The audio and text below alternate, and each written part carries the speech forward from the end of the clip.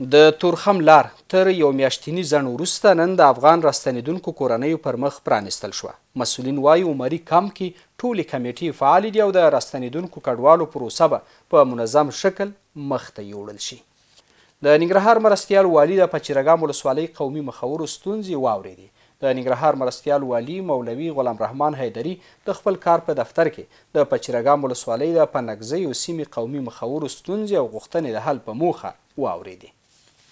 د افغانستان اسلامي امارت د صنعت او سوداګرۍ وزیر نورالدین عزیزي د افغانستان لپاره د ملګرو ملتو سازمان د سرمنشي د ځانګړي استازي له مرستیال اندریکا راتواتا سره کتلي دي. په دې کتنه کې د افغانستان لپاره د ملګرو ملتونو سازمان د سرمنشي د ځانګړي استازي مرستیال د خپلو فعالیتونو په اړه د معلوماتو وړاندې کولو ترڅنګ د صنعت او سوداګرۍ وزیر ته په افغانستان کې د خپل ماموریت د پای ته رسیدو خبر ورکړی او په دغه هیواد کې راتلونکي مرستیال ته د بریالیتوب هیله څرګنده کړې ده. او ننګرهار کې تیلو او مایع ګازو ته نوي نرخونه وټاکل شول. د ننګرهار بایو کنټرول او احتکار مخنیوي کمیسیون له لوري تیلو او مایع ګازو ته نوي نرخونه وټاکل شول او اړونده اتحادیې ته سپارښتنه وشوه چې په ټولو پمپونو کې تطبیق کړي.